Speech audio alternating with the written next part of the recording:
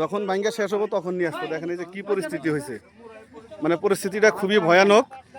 মানে এখানে আপনারা দেখতেছেন বস্তা এখানে লোড করা আছে, কিন্তু এই যে জিও ব্যাগগুলা দেখতেছেন এগুলা হয়েছে মানে একমাত্র আমাদের চলাচল করার রাস্তা রাধুরাম সারিয়ালি, যেটা নস্করা চিনাবাড়ি সংযোগে যেটা ব্রিজ আছে, ব্রিজের দুই দিকে অ্যাপ্রক্স খোয়া যাইতেছে। ঠিক করার জন্য এখানে বস্তা নিয়ে আসছে, কিন্তু দুর্ভাগ্যবশত বস্তা সেলাই করার জন্য কোনো মেশিন নাই। এখানে বস্তাগুলো দেখেন আপনারা লোড করে রাখছে, বস্তাগুলো লোড করে রাখছে, কিন্তু বস্তা সেলাই করা কোনো মেশিন নাই। মেশিন খারাপ হয়েছে আর দিনটা এমনি পার হয়ে গেল। এবং তার সাথে সাথে দেখেন মানে বস্তাগুলো এমন টাইমে মানে মেশিন নিয়ে আসতে পারবো এমন টাইমে যখন মানে ভাঙ্গা শেষ হয়ে যাব, যখন ভাঙ্গা শেষ হবো তখন নিয়ে আসবো। দেখেন এই যে কি পরিস্থিতি হয়েছে, মানে পরিস্থিতিটা খুবই ভয়ানক।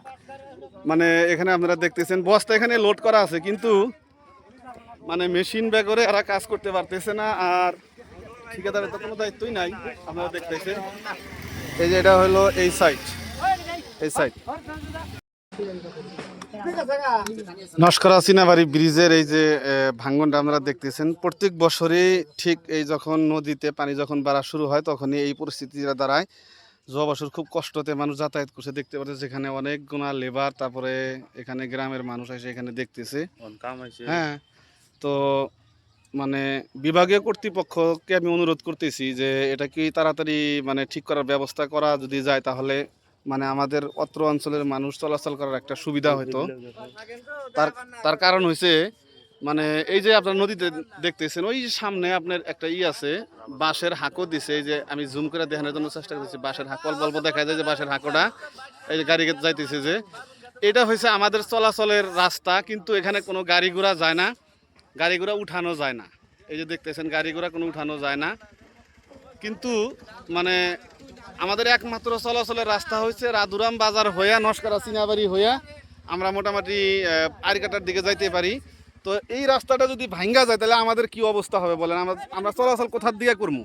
তো গতিকে মানে বিভাগীয় কর্তৃপক্ষ এবং স্থানীয় এমএলএ এবং এমপি তাদেরকে আমি অনুরোধ করতেছি যে অতি শীঘ্রে আপনি ঠিকাদারকে বইলা কাজটা করে দিবেন, যেন মানুষ যেন চলাচল করতে পারে। আর বিশেষ করে আরও একটা বড় ব্যাপার হয়েছে যে কোনো মানুষ যদি বেমারে পড়ে এইটা দিয়ে, এই রাস্তা দিয়ে হয়তো কিবা কারণে মানে কিবা করে হয়তো আপনার গোয়ালপাড়া বা গুয়াহাটি নিয়ে যাইতে পারবে। যদি এই রাস্তাটা যদি ভাঙ্গা যায়, ব্রিজের অ্যাপ্রোচটা যদি খোয়া যায়, তাহলে যাওয়ার যোগাযোগ একবারে বিচ্ছিন্ন হয়ে পড়বো। তাই অতি শীঘ্রে মানে এই ভিডিওটা আপনারা সবাই শেয়ার করবেন, এবং যারা বিভাগীয় কর্তৃপক্ষ আছে তারা যেন এই ভিডিওটা দেখে অতি শীঘ্রে যেন ঠিকাদারকে মানে বইলা কাজটা যেন ধামধুম করায়, তার জন্য অনুরোধ করলাম। এই যে এখানে স্থানীয় অনেক মানুষ আছে দেখতেছেন আপনারা, এই যে দেখেন খালি এই সাইডে না, এই সাইডে এটা হচ্ছে আপনার উত্তর সাইড, আর এটা হচ্ছে দক্ষিণ সাইড, এটা হলো পশ্চিম সাইড।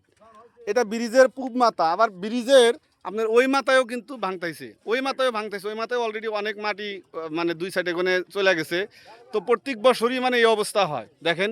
গতিকে মানে ভিডিওটা সবাই শেয়ার করবেন, আর আমাদের চলাচলের যেটা মানে অসুবিধা যেন দূর হয় তার জন্য সবাই অল্প চিন্তা ফিকির করবেন, ভিডিওটা বেশি বেশি করে শেয়ার করবেন।